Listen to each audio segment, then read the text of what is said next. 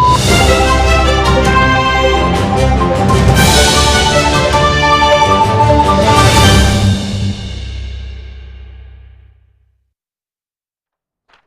very good afternoon and welcome to the UBC Weekly News Roundup with me, Sharon Komugisha.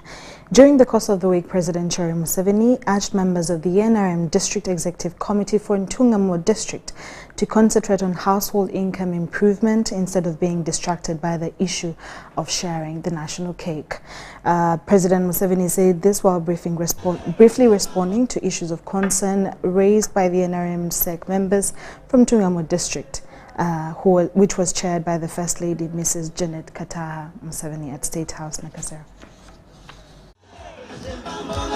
President Sharon Museveni has continued to traverse the country in what was dubbed as the presidential wave creation tours. The president is telling us about development, about working together. These tours are development and results oriented. These zonal tours have given an opportunity for the president to explain to the population the central requirement of how nations can become wealthy. I can tell you the support is immense, and his message on wealth creation, his stance, his resolve to bring every Ugandan into money income is really overwhelming. In it, the president interfaces with different members of the community about key government projects. Key issues that the president focuses on are largely the need to mobilize the people, to change the mindset, to empower the people to get out of poverty. We were asking for roads, for water, for electricity, but the president says that what is very important, and he uses the biblical quote that the God said that seek ye first the kingdom of God, that seek ye first the household incomes. This was extremely relevant, Chigezi, because we, as for example, Kabare district, we have received 14 billion, and out of the 14 billion, 95% of this money has been utilized. So visiting for PDM to check on what is happening with PDM was a great thing for us. To accompany the president during such wave creation tours is the NRM Secretary General, Right Honorable Richard Odong, whose main assignment is to cross-check the party's scorecards. There were sport districts in Chigezi which used to support FDC, but by the look of things, it's like the population has come back to support NRM, and NRM has gained ground. A few days ago, the president has been in Greater Chigezi sub-region. I can confirm that Chigezi has been a fertile soil. We've been warmly welcomed. The people have embraced the wealth creation message from His Excellency the President. But what has caused the shift in political affiliations? This is a question we posed to a section of NRM big wings. Those who had gone astray and supported opposition, they have found that the opposition is sterile. It is important in terms of being able to deliver services and take Chigezi and Ugandans to the promised land. However, the trend in Chigezi comes with some hurdles now within the yellow camp. That because of this, so many individuals have come up to be candidates within NRM. So we shall have a lot of internal contradictions. Jane Wareje is the chief facilitator of the wave creation tours under the capacity of State House Controller. The president always wants to see things by himself, wants to verify. He wants to evaluate the output there. So he likes seeing things by himself.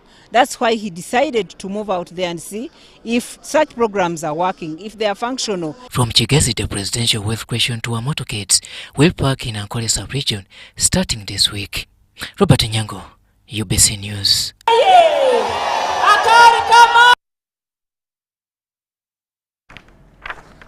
Of course, these commendations came in as President Museveni is set to start his wealth creation visit to Ankole sub-region in the first week of March, which happens to be next month. Now, President Museveni has urged members of the NRM District Executive Committee for Ntungamo District to concentrate on household income improvement instead of being distracted by the issue of sharing the national cake. Take a look. Among issues raised in the Ntungamo NRM DEC status report was that the district has not got a fair share from the national cake, irrespective of its size and status. They urged that the number of responsible cadres in influential positions remain unsatisfactory and requested the president to increase on the number of NRM cadres from Ntungamo appointed as ministers and RDCs. The president advised the NRM leaders not to mislead people by clamoring for more administrative units and positions, but instead to focus on delivering services to the people. Mbasha tubanze district C esente z'abana tuzitubye tugire ba meya tugire ba LC5 bayingi konka banako bagumba lya banako konka ekikuru nyo kumara mwenda kutambira wanyu entasi yamaka hamwe na free education ibintu ebi health exchequer immunization negenda ikizubu kiri hakuragura embazo okugiba dispensaries. President Museveni said that the PDM program has enabled improvement of household income generation across the country without discrimination. He further said that the progress of sharing the national cake in terms of infrastructure cannot be distributed. He gave an example of Ntungamo district, which now has 22 government secondary schools compared to only one secondary school in the whole of Ankole in the 1960s. He also noted that health facilities have also increased to 29 health centers in Ntungamo district.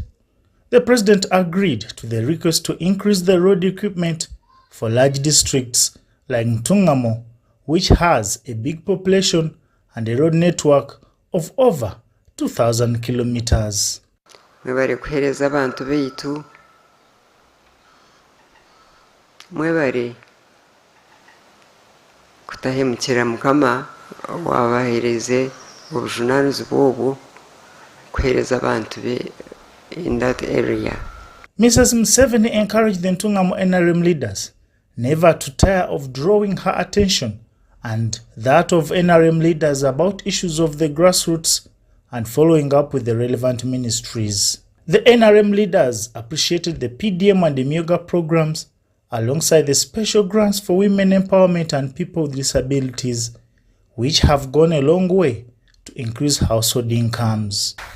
Mama ntwenda kusima presidenti ahabwa umuranga murungi ogwa parish development model kandi niwe ntwenda kusima ahanana urutayo rwona urwara kuzaho na no kubasa okumwebembera mukahiyanga ryona. Reporting for UBC, Baguma William.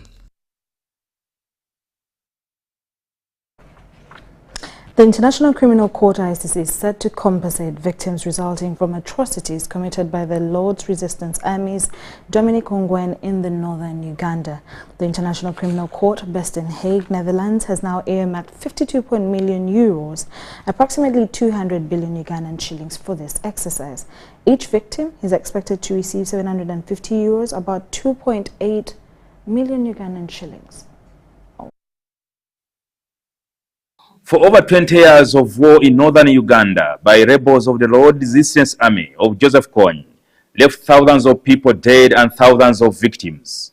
The government of Uganda referred the atrocities committed by the commanders of the Lord Resistance Army to the International Criminal Court in December 2003, following the arrest of Dominic Ongwen, one of the rebel commanders. In February 2021, the International Criminal Court found Dominic Ongwen guilty of 61 crimes against humanity, war crimes that included sexual crimes, torture, murder, attempted murder, attacks against civilians, persecution, and destruction of property. This morning, officials from the Trust Fund of the International Criminal Court made the Undersecretary in charge of Pacification and Development, Robert Semogerere, in the office of the Prime Minister to brief them on the ongoing process of compensation of 49,772 victims in northern Uganda. I want to thank every one of you who is here. It shows the commitment that we have and the desire to see that the victims of insurgency, especially in northern Uganda, addressed very well to the logical conclusion.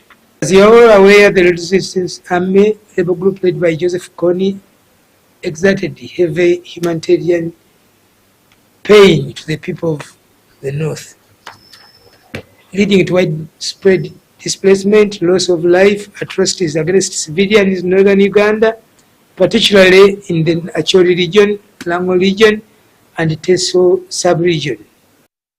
Scott Battelle, the program officer from the Trust Fund of the International Criminal Court, revealed that the court has earmarked 52.4 million euros, approximately 200 billion Uganda shillings, for the exercise, and each victim is expected to receive 750 euros, about 2.8 million Uganda shillings. The reparations order is against Dominic Ongwen. So, under the Rome Statute, the principle is the perpetrator pays. However, we do recognize, and the drafters of the Rome Statute did recognize, that the perpetrators don't always have a lot of money and may not be in a position to pay for their victims. And so that is the Trust Fund for Victims. The court had asked the Trust Fund for Victims Board of Directors to consider a complement towards the reparations order. On Tuesday, 18 February, the court approved our implementation plan. And so now we have the approved plan. The court indicated that there are almost 50,000 victims that were harmed by Ongwen's crimes. And the court said each of these victims should receive a symbolic payment of 750 euros. So in total, the court estimated that the total cost of his crimes, the total cost of the injury that was perpetrated or caused by Ongwen's crimes, is 52.4 million euros. Currently, the International Criminal Court is carrying out outreach to several stakeholders and victims to understand how this process will be carried out. But the trust fund doesn't have money itself. We need to fundraise.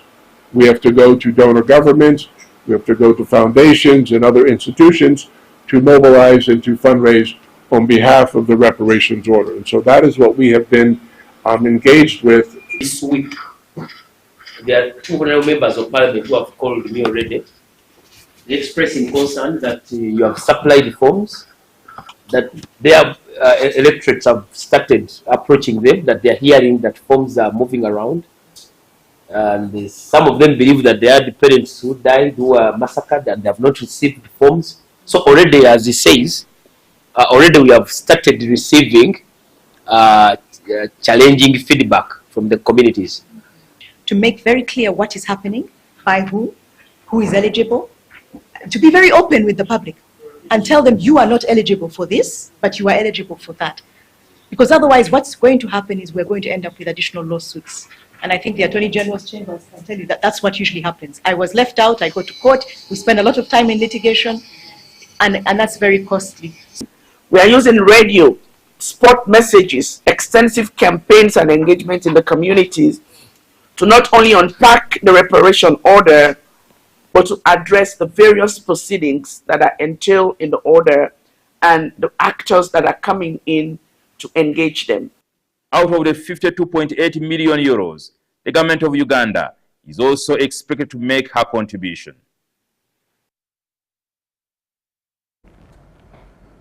Kabiramaido General Hospital in Kabiramaido district is struggling to deliver health services due to numerous challenges ranging from inadequate infrastructure, power supply, staffing, equipment and drug supply. This was disclosed during the visit of the head of monitoring of government activities in Teso and Karamoja sub-regions, Lieutenant General Peter Elwelu, to the hospital. Take a look.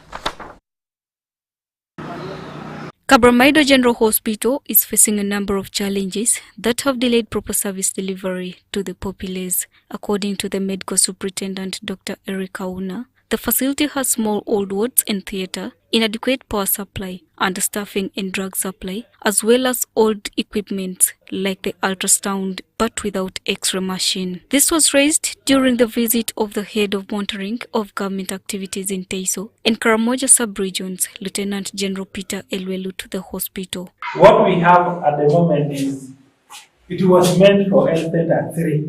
We have only one operating room, which means one patient at a time. So if you have like two, gives you a challenge. So you either have to die or you have to wait for the other one to come out. Then we have our generator that we put on to handle emergency, but the generator is also old.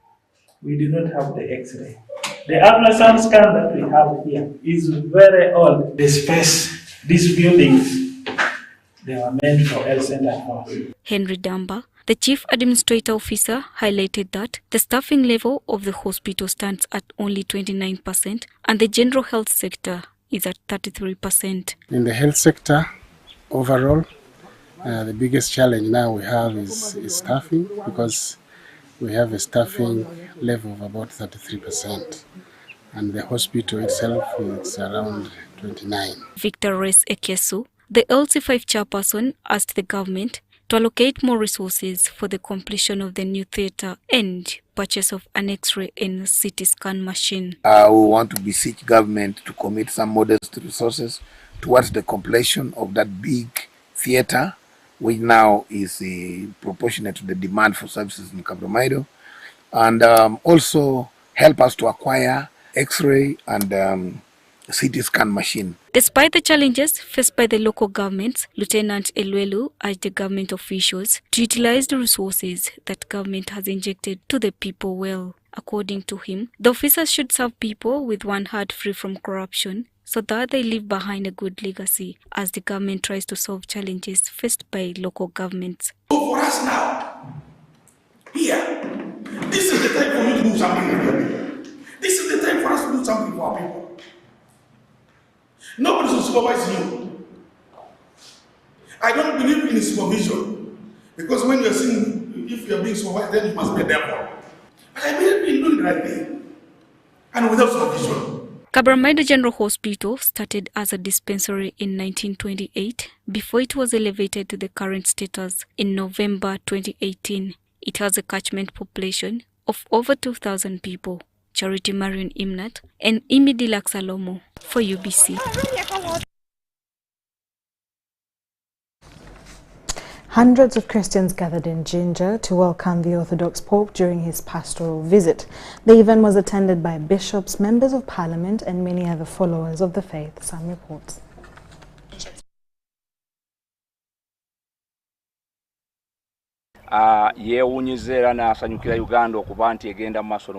Το Πατριαρχείο μας, η Ορθόδοξη Εκκλησία, σεμνύνεται για αυτή την επαρχία του.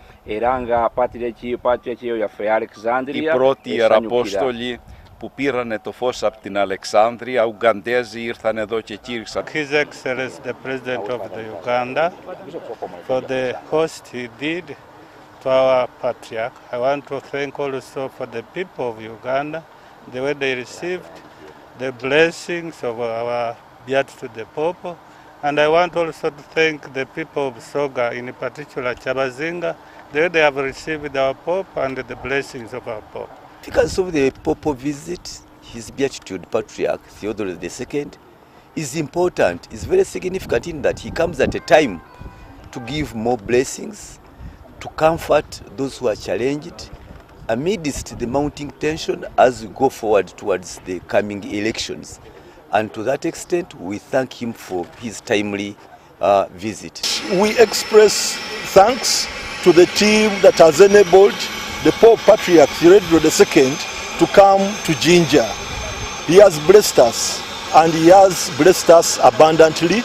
He had an opportunity, we had an opportunity as leaders to be blessed. He laid his holy hand on us, and as leaders, we are now ready for the second term in office.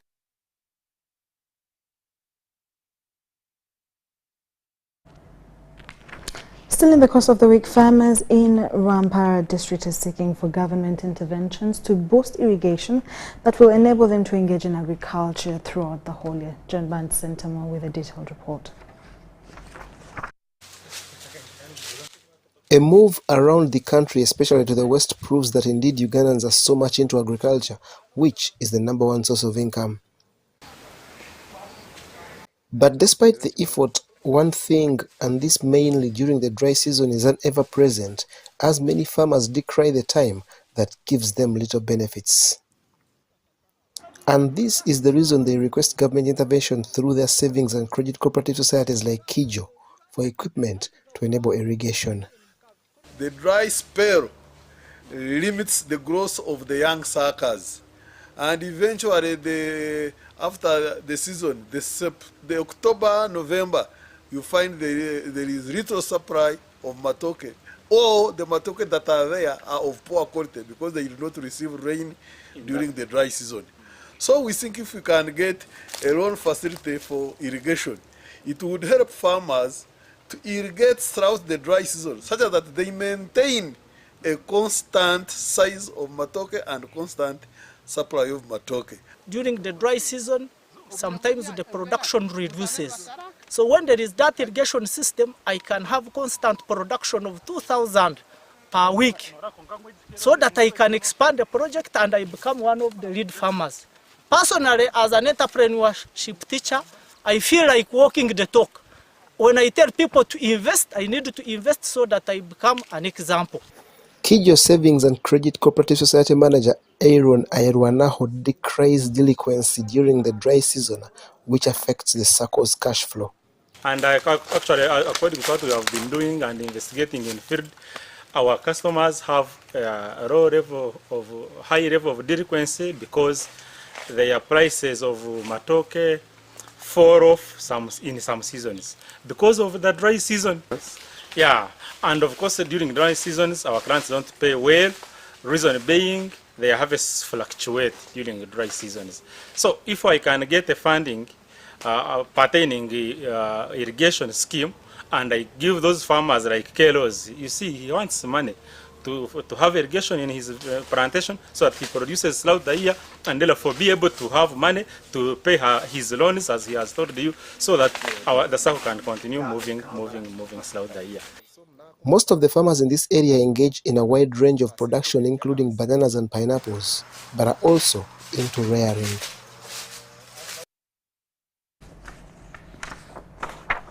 Now, administrators at St. Anthony's Seed School in Buhweju district have applauded government for its support that they request to double in order to sustain the institution.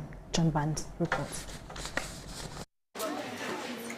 St. Anthony's Seed School is Catholic founded and now under government control. It started with 150 students but has now grown to more than 600, which is attributed to government support, which administrators call to increase for sustainability. We thank the government for what it gave us, but we would wish, as we talked even with the commissioner, Madam Angela, we talked about the textbooks are very few. The textbooks which we had from the beginning, which were given to us, were for 150 students. But now they are totaling 600 plus. Again, the students performing very, very well. They said they want A level. They have come already fighting that they want A level. And indeed, consulting the stakeholders who have agreed to start it right now. As we talk, we don't have any material for A level. And students are here, they have taken admission letters. Government has provided the school with facilities like a laboratory, classroom blocks, and a library, among others. So far, we've admitted so many students. However, as a school, we have a challenge now of accommodating these learners. We really need more facilities, we need textbooks, the computers are not enough to accommodate large numbers of students. For example, in Senior 1, we have admitted over 200 students. So we really need more facilities. The government is provided. I think we can be given a priority. This school that is found in Range sub-county Chankanda village in the hard-to-reach district of Buhweju has shown its capacity to grow from one level to another with full utilization of government aid. In Uganda, a seed school refers to a newly established government-funded secondary school designed to increase access to secondary education in underserved areas. So we thank the government for that very support and we really appreciate.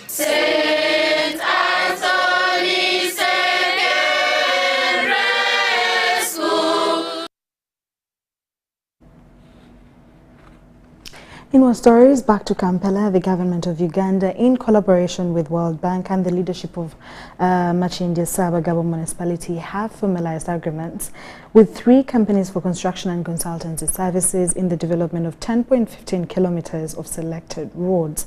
This project is strategically divided into 2 lots, Lot 1 and Lot 2, aimed at enhancing infrastructure, improving mobility and facilitating greater accessibility within the region.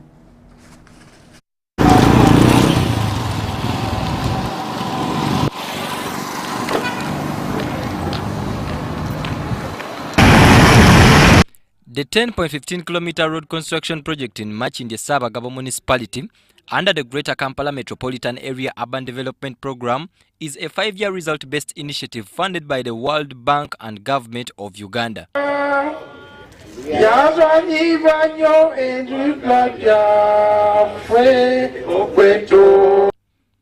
The project aims to enhance infrastructure, boost mobility, and stimulate economic growth within the municipality. Consultant services for the environment and social safeguards.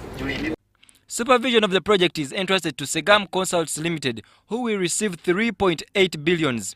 Arden Services International Limited will manage environmental and social safeguards with a budget of 1.15 billions. Consultant services for the environment and social safeguards.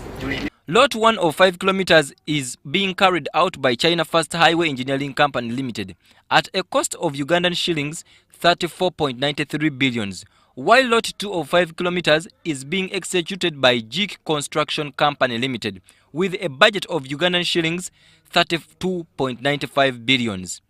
A dedicated management team will ensure that the project maintains the highest standards of quality, safety, and efficiency. For Lot 1, civil works. State Minister for Kampala, Kabyecho Fatogabye, emphasized the critical need for efficiency and superior quality in the construction process, highlighting the importance of building durable roads that will serve the community for generations to come. But that is to support this work, to monitor and supervise and so on. Please, Town Kiraka, this is your project, this is your contract. Tuko pamoja. It's not my contract, it's yours, and you are the chief supervisor, monitor, and so on. For us, me and the mayor and my technical woman, this indigenous girl, for us is to come and see what you technically you've done. The Undersecretary of the Ministry of Kampala and Metropolitan Development also stressed the importance of cohesive collaboration among the 3 contractors. He affirmed that strong teamwork will enhance operational efficiency and ensure the seamless flow of financial support from the ministry. When you are working, work towards addressing our problems.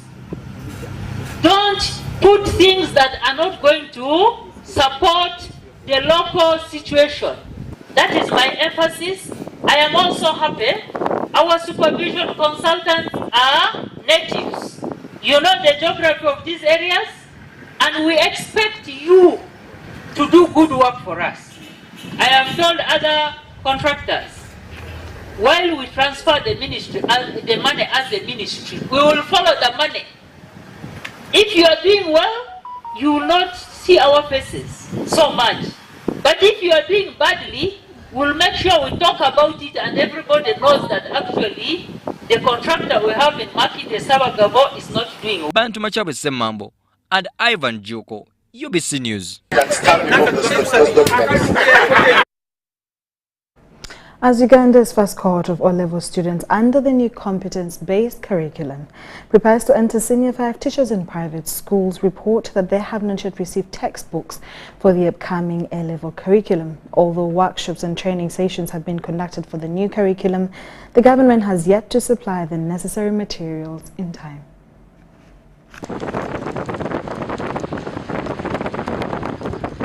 The Minister of State for Higher Education, Dr. Muyingo Chrysostom, recently closed the Senior 5 selection exercise at Umalugogo, where top schools selected candidates with A's and B's. The development is attributed to limited space and infrastructure to accommodate a huge number of learners. This competence-based O-level curriculum rolled out in 2020 has seen its first cohort receive results in early February, and students are now preparing to report for Senior 5 on March 3rd. During Maryland High School's Thanksgiving for last year's O-level candidates, I bump into Namigo Gloria and Birunj Edgar, both of whom scored straight 9 A's at the same school. These two share how the competence-based curriculum has made learning enjoyable and creative. And one thing I understood about this curriculum was not about how much you know, was about what skill can you bring out, because they were targeting skills, not the knowledge you have. Yes, you might have the knowledge, but you must find ways of bringing out the skills. For example, in chemistry, we had many questions that were not so about the chemistry. For example, the number one was about Hiroshima and Nagasaki. When we just joined the new curriculum, we were really so confused, because that's why these questions that were like worries for these question papers that we are going to be asked, right? Like, what is biology? What is that? What?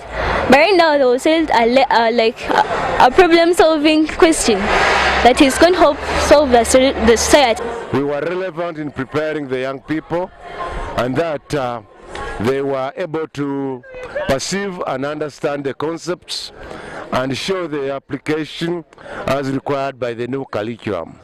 So we felt it worth thanking God for the bumper harvest. We came before God last year as the students were about to do their papers and dedicated them to the Lord in prayer.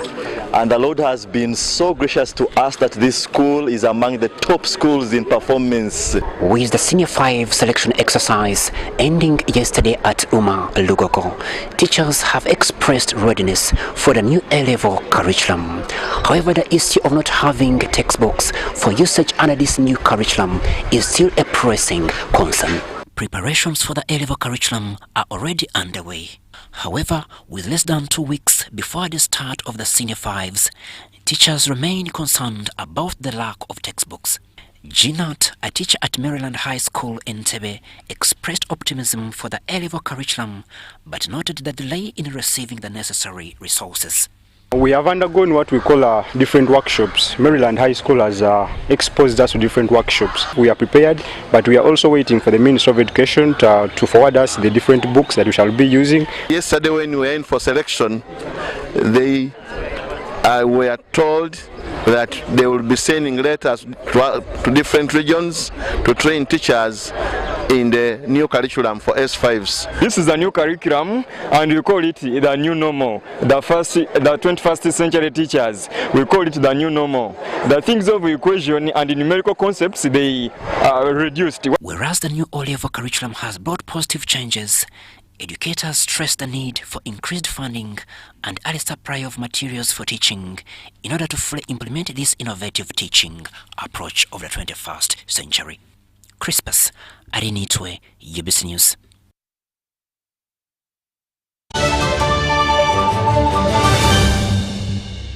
Here's your chance to win school fees for your child for a whole year. Just pay school fees using Momo. Hey, Nkowe High School. Now wana tufunye wo muwanguzi wa MTN Momo. Ye wangu de school fees ezo mwaka mulamba tebereza. Hey, uli otya mutima kati. Banange sanyu byenye nali amochi wagonya njaga nyangu amali wa ronje erinyo. Eshishi? Njani awangula school fees. Eza Momo. Eza Momo. Ezo mwaka mulamba. Okumalo mwaka mulamba ndi musanyu. Oh my goodness. Banange MTN mwene yaza ne yaze. Wanje? Mwebale nnyo mwebalire ddala. Kubiriza muzadde munange yonna joli. Wallahi satulia school fees for Momo Pay. Dial *165 *80 hash. Select option 2 for school pay. Select option 1 to pay school fees. Enter the student number and amount and approve the transaction. You will now enter the draw to win school fees for your child for a whole year. Looking for instant excitement? The Uganda National Lottery Spin for Cash game is now available online. Wherever you are, you can join the excitement for just 500, 1,000 and 2,000 Uganda shillings. Don't miss out. Register now on www.nationallottery.go.ug for a chance to win your share of 2 billion instantly. What are you waiting for? Play Spin for Cash now, anytime, anywhere. Ituba is the proud operator of the Uganda National Lottery. Uganda National Lottery.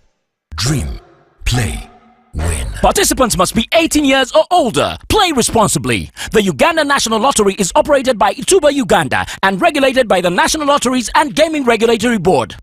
Step into a world of excellence, comfort and pride with Royal Foam Furniture, crafted to perfection right here in Uganda. We bring you state-of-the-art living room furniture and bedding products at affordable prices. Our wide variety of mattresses include orthopedic, pillow top, spring mattresses suitable for institutions like hotels and many others for home comfort.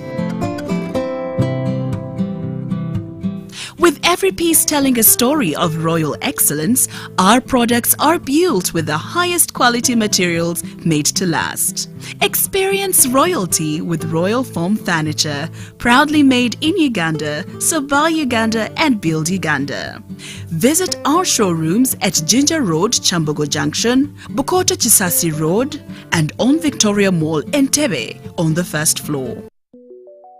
Government of Uganda presents Post Buses in Uganda, operated by Posta Uganda. We specialize in professional transport, courier and vehicle hire services across Uganda. Our routes include Kampala Masaka Mbarara Kabale Chisoro, Kampala Mukono Jinja Mbale via Tirinyi Road Soroti Lira, and Kampala Luwero Kamudini Gulu Kitgum.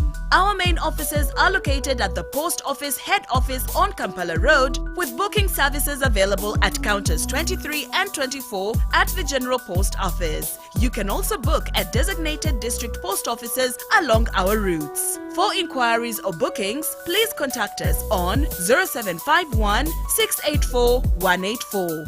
Posta Uganda. We deliver trust.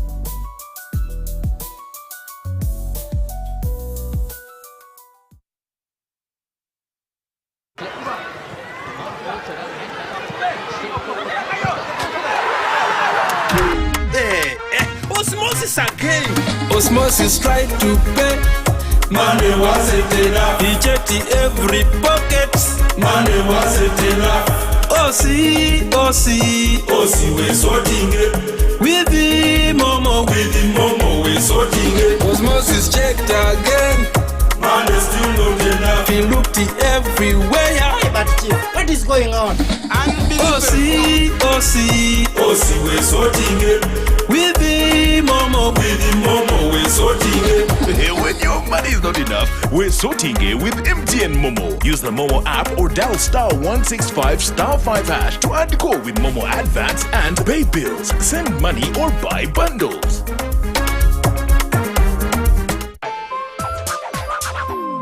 Seems to me now that the dreams we had before are all dead. Nothing more. The holiday table is set. Steam rises from freshly prepared dishes. Family.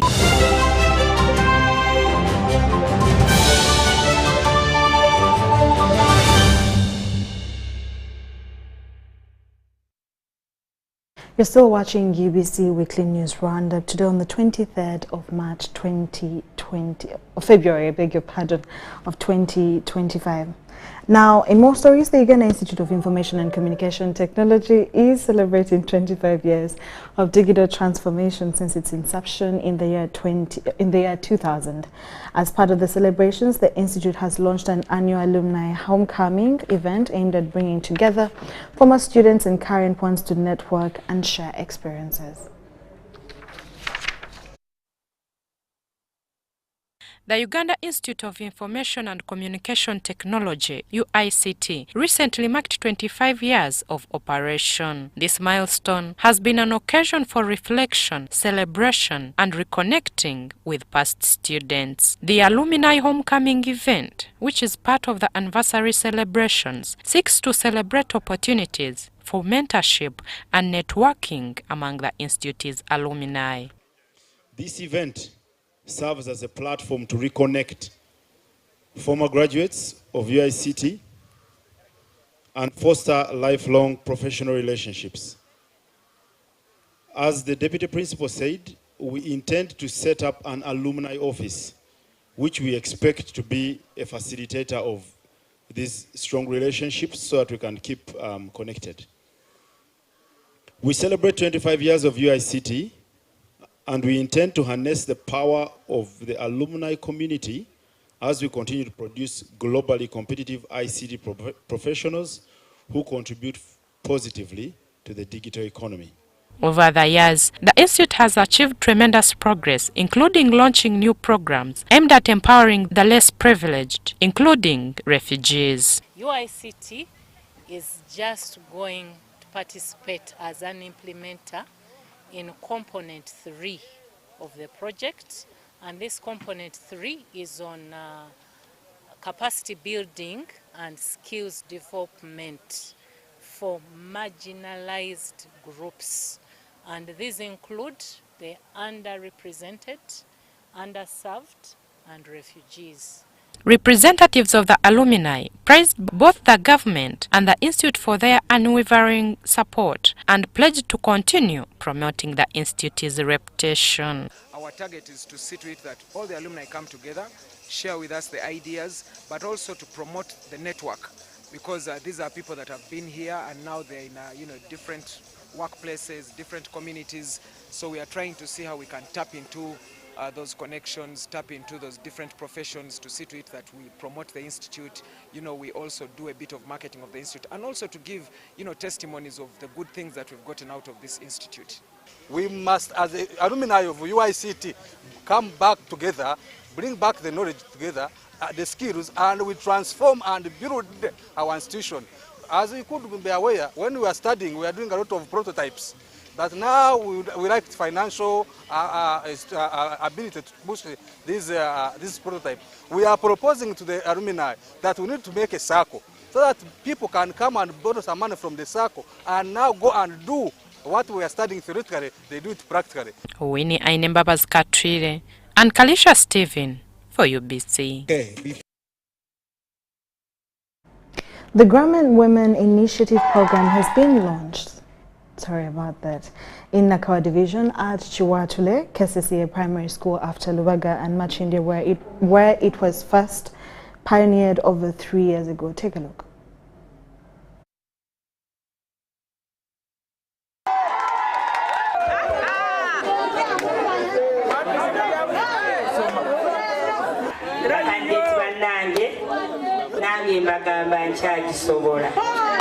I thank the First Lady of the Republic of Uganda, Mama Janet Kaguta Museveni, for bringing us such a wonderful program.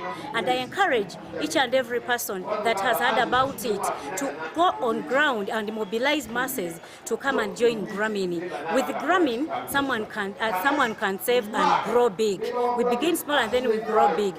Nobody can ever become rich. Nobody can grow big without saving. At last, the Grameen program has finally come to Chiwatule to benefit my people, Chiwatule. And I think all those who will join this Grameen initiative program will truly benefit in terms of accessing loans, in terms of accessing bursaries for the children, in terms of acquiring property like land, in terms of acquiring assets like vehicles, like motorcycles, especially the youth, because they have been cheating them. First Lady we yatwanjulira twali abantu bana era okujja mu Nakawa Grameen. Encourage you, the people of Nakawa, to exploit Grameen because of its potential benefits. I advise each and everybody in Chiwatre Parish, women and the border men, to join it. It will be good, we shall develop, and we shall everybody will be rich. Omugiye wa program yagamba buli wiki kansule ng'ettaano zange ngazisula mu katabo ka ttaka. The Microfinance Support Center has launched a stakeholders engagement program aimed at promoting financial inclusion through the introduction of Islamic banking and interest-free financial model designed to empower local communities in Yumbe district. The MSC Regional Manager, Williams Okweda, addressed the gathering in Yumbe town, highlighted to Yumbe community that the funds provided will be utilized productively to generate income and uplift local communities. Take a look. Yumbe district has been buzzing with excitement as the government, through the Microfinance Support Center, rolls out a mass stakeholders engagement. The initiative aims to educate the community on how to access and benefit from Islamic financing, a revolutionary interest-free financial service that operates under Sharia law. At the end of this engagement, we expect that the people of Yumbe and surrounding areas are sensitized, they get to be aware about Islamic finance products and the benefits that it offers. Besides that, we are also coming in to tell the community what MSC has done so far and what we are capable of doing ahead of time so that they get included under the financial inclusion strategy. Under the principles of Islamic banking, loans are provided without interest, ensuring a fair and ethical financing model that aligns with religious beliefs. The Assistant Resident District Commissioner of Yumbe pointed out that embracing Islamic banking is a key driver of socio-economic transformation in the district. The good thing with Islamic banking is, one, you must have the trust to reveal the profit. You have got from the business. When we are ready to reveal the profit, then Islamic banking will become easy. The initiative is designed to offer communities access to low-cost financing while promoting trust and financial transparency. Williams Okweda, the Microfinance Support Center Regional Manager, explained that to qualify for Islamic financing, businesses must adhere to specific guidelines. Funds are provided based on profit-sharing agreements, meaning borrowers must be transparent about their business operations under Sharia law. That allows business transactions to be done justly and fairly. The different products that we've been offering include Murabaha, which is suitable for asset financing, Mudaraba, which is suitable for working capital. The groups and circles are able to access money and on lend to their members to facilitate various business activities. For 37-year-old Taban Safi from Apo Sub-County, Islamic banking represents a financial relief and a game changer for the youth. He believes that with Islamic financing, new opportunities for economic growth will be unlocked. I support because I want that money to be returned without what? Without interest. And I will work for that money. And this is what people they are eager waiting for that. The introduction of Islamic banking in Yumbe is not just about providing a financial service. It is a pathway to economic freedom for thousands who have been excluded from traditional banking systems. Charity Marion Imnat and Robert Waiter for UBC.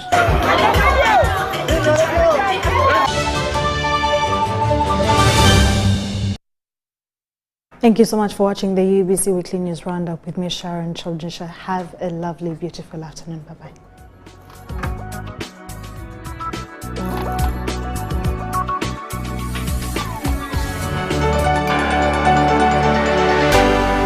UBC, inspiring Uganda.